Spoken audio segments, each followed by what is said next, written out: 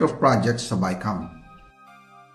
Ang nag-deliver papunta sa bahay nila Pangulong Bongbong Marcos at Speaker Martin Romualdez mag-insert o magpasok ng 100 billion worth of projects sa BICAM. Sana po ay hindi nila ako mapatay bago ko mailabas ang lahat. Ginawa ko lang ang utos sa akin, pero ngayon, handa na akong harapin ang lahat. Ginagamit ng administrasyon ang buong resources ng bansa para tumahimik ako. That he will shoot me if I will talk. Gagamitin ako bilang panakipbutas sa kanilang kampanya laban sa korupsyon. Hindi na ako mananahimik, ilalabas ko ang lahat ng katotohanan. May resibo, may ebidensya, at may pangalan.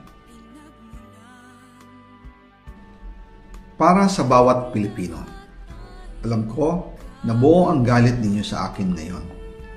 Nauunawaan ko rin kung bakit, lalo na at malaki ang halagang nakataya. Pero bago kayo humusga, hayaan ninyong ipaliwanag ko ang buong katotohanan. Matagal akong hindi nagsalita dahil may direktang utos sa akin. Huwag nang bumalik ng Pilipinas at manahimik na lamang. Umalis ako noong July 19, 2025 para sa aking medical check-up. Nakaplanong bumalik pagkatapos ng SONA ni Pangulo.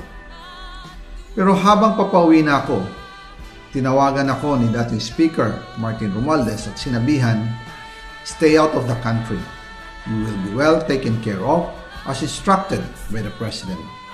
Noon naniniwala pa ako sa kanila, kaya't hindi ako bumalik.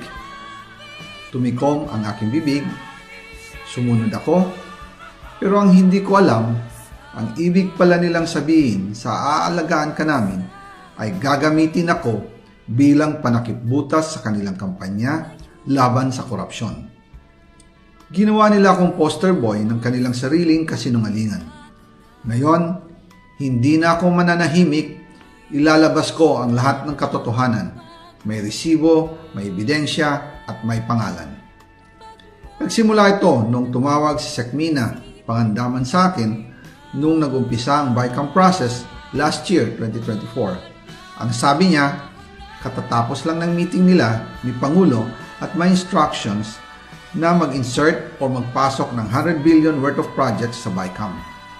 At sinabi pa ni Sekmina, you can confirm with Yusek Adrian Bersamin dahil magkasama sila sa meeting ni Pangulong BBM noong araw na yon.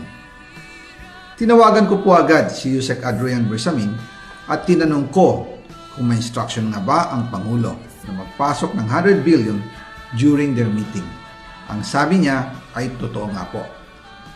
Right after our conversation, tinawagan ko po si dating Speaker Martin Romualdez at nireport ko ang instructions ng Presidente to insert the 100 billion projects. At sinabi niya sa akin, what the President wants, he gets.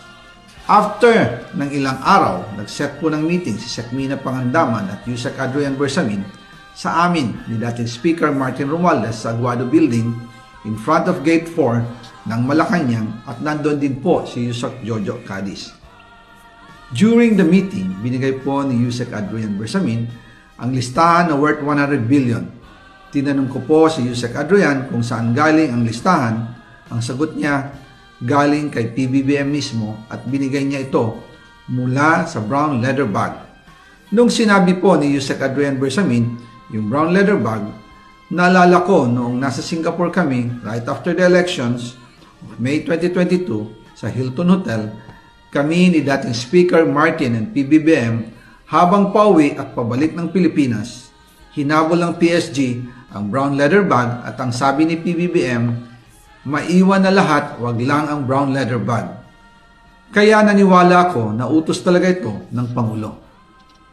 Pagkatapos ng ilang araw, I informed sina dating Speaker Martin Romualdez, Sekmina Pangandaman, Yusek Adrian Bersamin, and Yusek Jojo Cadiz na kung pwede 50 billion lang ang ipasok sa program funds dahil so sobra ang DPWH funds versus sa DepEd. In practice, hindi pwede na mas malaki ang budget ng DPWH kaysa edukasyon. And yung balance na 50 billion, ilagay na lang sa unprogrammed funds for the 2025 budget. Dahil Office of the President din ang nagre-release ng lahat ng unprogrammed funds. Pagkatapos ng isang araw, tinawagan ako ni Sec Mina at sinabi ang mensahe ng Pangulo. Ipasok ninyo yan dahil pinangako na sa akin ni Speaker Martin yan at hindi na pwedeng baguhin. Kumbaga, ang utos ng hari hindi pwedeng mabali. Again, I informed the Speaker and asked clearance about the instructions ng Pangulo. At ang sabi niya, wala tayong magagawa. Kaya po nagtataka ako kung bakit sinasabi ni Pangulo na hindi niya makilala ang budget. Samantalang lahat na binawas at dinagdag sa mga ahensya ng gobyerno ay humihingi ng approval sa kanya si Sec Mina Pangandaman.